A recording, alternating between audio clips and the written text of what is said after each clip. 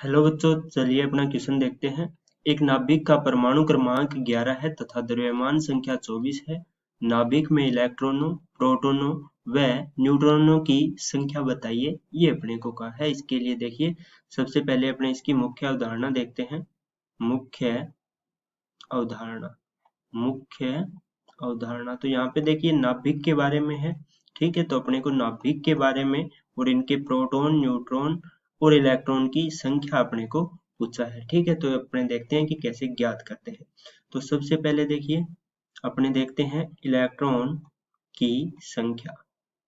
तो इलेक्ट्रॉन की जो संख्या है किसी भी नाभिक के लिए वो क्या होती है? देखिए, इलेक्ट्रॉन की संख्या प्रोटॉन की संख्या के बराबर रहती है। प्रोटॉन की संख्या के बराबर रहती है, के बराबर होती है। ठीक है, बराबर होती है यदि तत्वों पे आवेश ना हो, यदि तत्वों पर आवेश ना हो। ठीक है, तत्वों पे आवेश ना हो, ये अपने ने देख लिया। अब देखिए प्रोटॉन की संख्या है वो क्या होगी? तो प्रोटॉन की संख्या की यदि अपने बात करें तो प्रोटॉन की संख्या क्या होती है? परमाणु क्रमांक, तत्वों के परमाणु क्रमांक। ठीक है, तत्वों के परमाणु क्रमांक जिसे अपने मुख्यतः Z से लिखते हैं, तो तत्वों के परमाणु क्रमांक के बराबर होती है। के बराबर क्या होती है? प्रोटॉन की संख्या। इसी प्रकार न्यूट्रॉन के लिए बात करें तो देखिए न्यूट्रॉन की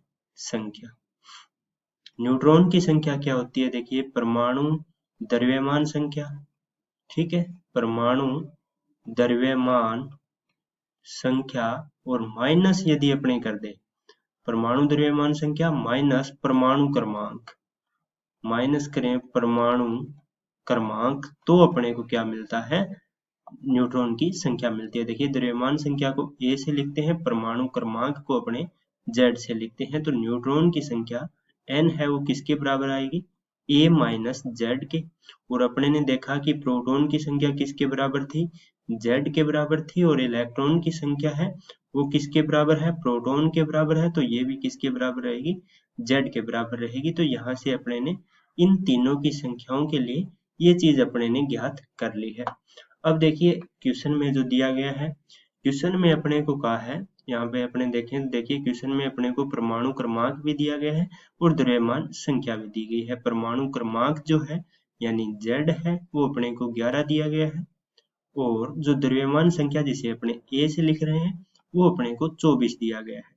तो यहाँ से देखिए अपने ने मुख्य अवधारणा से क्या पाया कि इलेक्ट्रॉन की संख्या है वो प्रोटॉन के इक्वल रहेगी या बराबर रहेगी, और ये किसके बराबर होती है? इसके परमाणु क्रमांक के। और परमाणु क्रमांक अपने को 11 दिया गया है, तो इलेक्ट्रॉन प्रोटॉन की संख्या किसके बराबर आ गई? 11 के बराबर आ गई। अब देखिए न्यूट्रॉन की संख्या अपने ने क्या निकाला था? A minus Z। तो यहाँ पे देखिए A अपने को 24 दिया गया है, Z अपने पास 11 है। 24 में से 11 जाएंगे तो अपने पास 13 आ जाएंगे। ये क्या आ गए? न्यूट्रॉन की संख्या आ गई। ठीक है, तो 13 क्या हो गई? न्यूट्रॉन की संख्या। और यहाँ पे देखिए 11 है वो अपने ने क्या ज्ञात कर ली?